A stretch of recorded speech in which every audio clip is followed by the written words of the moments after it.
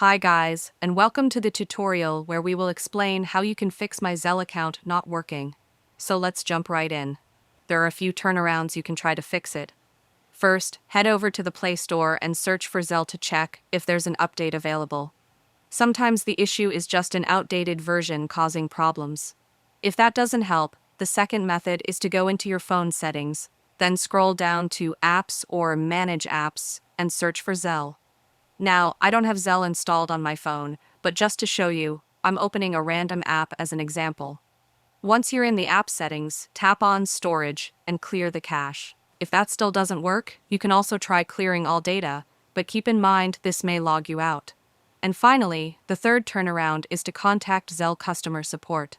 Just open your browser, type in Zelle Contact Us, and go to the official Zelle website. From there, you can select the type of issue you're facing and fill out the contact form with all the necessary info. Try these fixes one by one and hopefully, your Zelle account starts working again.